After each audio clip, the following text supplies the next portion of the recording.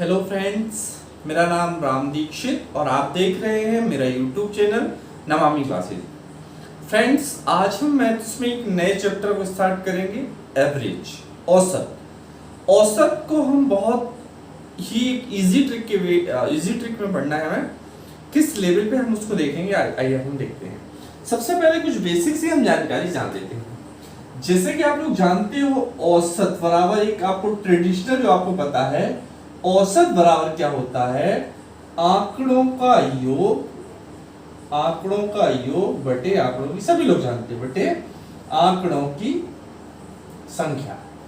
Friends, ये formula या ये जो कॉन्सेप्ट है, इस कॉन्सेप्ट से हम पूरा एवरेज कर लेंगे। बस इसी की बस हमें आवश्यकता पड़ेगी, क्योंकि इस एवरेज के लिए आपको यदि इन तीन चीजों में कोई सी भी दो चीजें दी हैं तो हम तीसरी चीज निकाल सकते हैं। यदि आपको एवरेज दिया है और नंबर दिए हैं तो हम सम निकाल लेंगे, योग निकाल लेंगे। यदि आपको योग दिया है और औसत दिया है तो हम संख्या निकाल लेंगे। मतलब तीनों में कोई दो चीजें दी हो तो हम आपको इजीली इस वे में क्या कर लेंगे, आपको निकाल लेंगे। अब आपको पता है, एक होता है लगातार मतलब आप समझ सकते हो कि लगातार यदि बोलता है तो 1 2 3 4 5 6 7 8, ठीक है। यदि आपसे सम बोलता है तो जानते हो आप 2 4 6 8 10 12। विषम बोलता है तो 1 3 5 7 9 11, ये सब क्या होती है, विषम। तो इस तरह की उस चीजों का आपको यूज एवरेज में होना है, तो हम इस लेवल पे क्या करेंगे, चीजों को हमें क्या करना है, देखना है। तो हम देखते हैं इस लेवल पे हमें किस तरह के प्रश्न को देखने को मिलते हैं। तो फ्रेंड्स, डायरेक्ट मैं आपको प्रश्न करवाता हूं। प्रश्न लिखा है 7 क्रमिक संख्याओं का औसत 20 है। देखो, ना तो सम का है ना तो विषम का, ये बहुत ज्यादा देखना जरूरी है। 7 क्रमिक संख्याओं का औसत 20 है, इनमें सबसे बड़ी संख्या होगी, आपको बताना है। तो देखो, औसत मतलब हमेशा होता है बीच की संख्या। इस चीज को आप जहां भी एवरेज दिया होगा वो मतलब बीच का होगा, उसके पहले कुछ चीजें होंगी और उसके बाद कुछ चीज होगी, ठीक है। तो 7 क्रमिक संख्याओं का औसत कितना है, 20।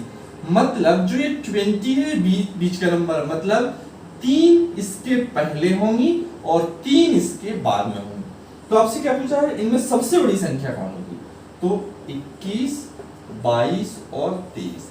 तो आपको कोई फॉर्मूले का यूज नहीं करना, तो इसमें सबसे बड़ी संख्या कौन सी होगी आपकी, 23। यदि सबसे छोटी संख्या पूछता तो आप बोल देते 19 18 और 17। सबसे छोटी 17 और सबसे बड़ी 23। तो आपका आंसर कितना हो जाएगा आपका इसका, 23, ठीक है। नेक्स्ट प्रश्न हम देखते हैं इसी के आधार पर। प्रश्न आपसे कह रहा है, लगातार 5 संख्याओं का औसत 20 है, तो इनमें सबसे बड़ी संख्या कौन है? वही फिर से 5 संख्या का औसत क्या है, 20। मतलब 2 इसके बाद होंगी, 2 इसके पहले, 1 2 3 4 5। सबसे बड़ी पूछिए 5 संख्या को, तो ये हो जाएगा 21 और ये हो जाएगा 22। तो सबसे बड़ी संख्या क्या हो जाएगी इसकी, 22, ठीक है। नेक्स्ट प्रश्न हम देखते हैं। अगला दिया है आपको, सतत 5 विषम संख्याओं का औसत 95। सतत 5 विषम संख्या है ना, विषम संख्या का औसत कितना, 95। मतलब 2 इसके बाद होंगी, 2 इसके पहले होंगी, ठीक है। तो 95 के बाद कितना आएगा, 97, ठीक है। विषम बोला, 97 के बाद कौन सा आएगा, 99। इसके पहले कौन सा आएगा, 93, और इसके बाद क्या आ जाएगा, 91। तो अवरोही क्रम में चौथी संख्या कौन सी होगी, आपको बताना है कि अवरोही क्रम में चौथी संख्या कौन सी होगी। ठीक, अवरोही क्रम मतलब सबसे बड़ी सबसे पहले आएगी 99, फिर 97, फिर 95, फिर 93। अवरोही क्रम में चौथी संख्या कौन सी होगी, 93। 93 क्या होगा इसका फ्रेंड्स, आपका आंसर होगा, ठीक है। नेक्स्ट क्वेश्चन हम देखते हैं। अब पूछा है, किन्हीं लगातार 5 सम संख्याओं का औसत 20 है। 5 का औसत क्या है, 20। मतलब 2 आगे और 2 पीछे, लेकिन याद रखना सम। तो 20 के बाद अगली सम कौन सी है, 22, और 22 के बाद अगली सम कौन सी है, 24। 20 के पहले कौन सी आएगी, 18, और 18 के पहले कौन सी आएगी, 16। तो सबसे बड़ी और सबसे छोटी संख्या बताना है। तो सबसे बड़ी संख्या कौन सी है आपकी, 24, और सबसे छोटी कौन सी है, 16। तो आंसर क्या होगा इसका 24 और 16। ठीक है, अब हम बेसिक से क्वेश्चन से थोड़ा सा हम आगे बढ़ते हैं। प्रश्न कह रहा है एक कक्षा के 31 छात्रों का, एक कक्षा के 31 छात्रों का औसत भार 30 किलोग्राम है। 31 छात्रों का औसत भार, एवरेज भार कितना है 30 किलोग्राम। तो आंकड़ों का योग बटे आंकड़ों की संख्या, ये वाला फॉर्मूला गया। औसत भार कितना है फ्रेंड्स 30 किलोग्राम। योग पता है क्या? नहीं। संख्या कितनी है पता है क्या? 31, नंबर ऑफ स्टूडेंट कितने 31। तो योग कितना आ जाएगा आपका 3 एकम 3, 3 त्रिका 9, 930 योग। इन 31 छात्रों का योग कितना आएगा 930। यदि अध्यापक का भार भी सम्मिलित कर दिया जाए तो औसत भार में 500 ग्राम की वृद्धि हो जाती है। अभी औसत कितना है 30, जब अध्यापक का भार कर लेंगे तो कितना हो जाएगा 3.5, 500 ग्राम की वृद्धि हो रही। अब लोग कितने हैं योग तो नहीं पता, संख्या कितनी थी 31, अध्यापक भी आ गया तो कितना हो जाएगा आपका 32। अब आप कर लो 305 गुणित 32 बराबर योग। अभी बाद में हम डेसिमल रख देंगे है ना। तो ये आ जाएगा आपका 2 पंचे 10, 2 3 6, 3 5 6 15, 3 त्रिका 9, 0 5 और 6, 6 और 1 7, एक अंक के बाद डेसिमल था 976, तो 976।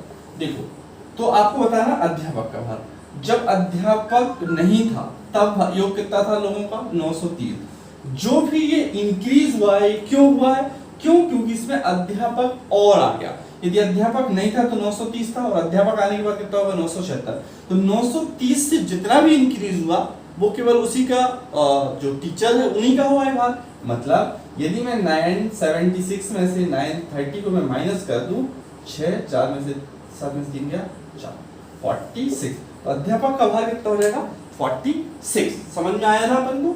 जो आपसे कहा जा रहा था हम बस उस लेवल पे क्या करते गए, क्वेश्चंस को सॉल्व करते गए और हमारा आंसर आ गया। ठीक है फ्रेंड्स, नेक्स्ट क्वेश्चन। प्रश्न आपसे कह रहा है कि 15 व्यक्तियों का औसत भार 40 किलोग्राम। 15 व्यक्तियों का औसत भार कितना है 40 किलोग्राम है। ठीक है, औसत भार कितना है 40। योग पता है क्या? नहीं। व्यक्ति कितने हैं 15, 15 चौको कितना होता है 60, इनका योग कितना हो गया 600। ठीक है, एक नए व्यक्ति के आ जाने से औसत भार में 2 किलोग्राम की कमी हो जाती है। मतलब जो व्यक्ति आया है नया वो बहुत कम वजन का है। ठीक है, जब एक नया व्यक्ति आता है तो औसत भार में अभी कितना था 40, अब 2 की कमी हो जाएगी तो कितना हो जाएगा 38, योग वही रहेगा। लोग कितने हो जाएंगे 16। तो आप क्या 38 इंटू 16 और क्या कर लो योग कर लो।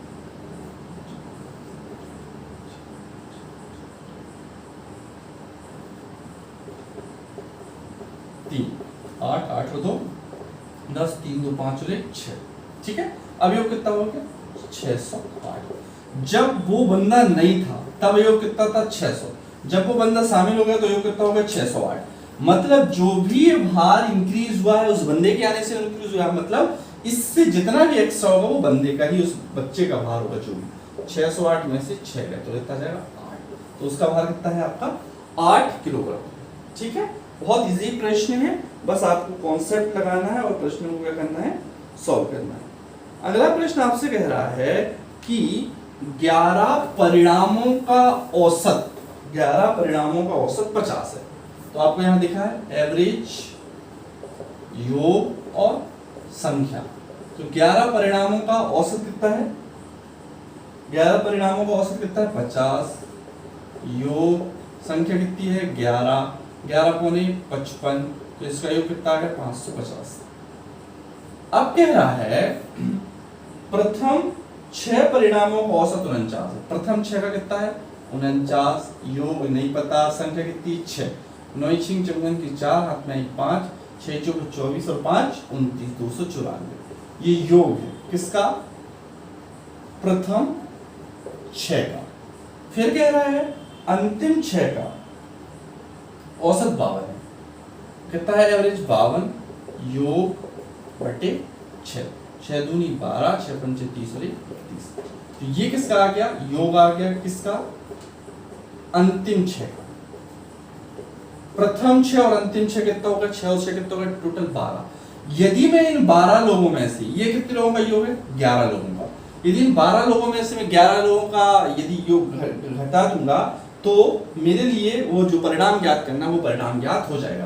तो पहले इसके लिए आपको क्या जरूरी है? इन दोनों को जोड़ दो। प्रथम 6 294 और 312, 4 और 2 6, 9 और 1 10, 3 2 5 और 1 6, ये 606 होगा 12 का। और 11 कितना है? 550, 6 5, ठीक है। तो आप देख रहे हो यहाँ पे 4 और 2 कितना होगा? 6, 9 और 1 10, अच्छा ये 3 और 2 5, 9 और 1 10, 3 2 5 और 1 606, ठीक है। और ये कितना है? 550। तो अपन ने यहाँ देखा 10 हाँ, ये आ गया आपका 56। क्या आ गया आपका? 56। तो आपको क्या बताना है? तो आपको बताना है कि छठा परिणाम ज्ञात कीजिए। क्या बताना है आपको? छठा परिणाम आपको क्या करना है? ज्ञात करना है। तो छठा परिणाम कितना आ जाएगा? उसका वेट कितना आ जाएगा आपका? 56 kg आपका उसका क्या आ जाएगा फ्रेंड्स? आंसर आ जाएगा। तो इस तरह से एवरेज के कुछ इनिशियल क्वेश्चंस थे जो मैंने आपको करवाया। आशा करता हूँ कि सारे प्रश्न आपको समझ में आए होंगे। यदि आपको समझ में आए तो मेरे चैनल को सब्सक्राइब कीजिए, लाइक कीजिए, शेयर कीजिए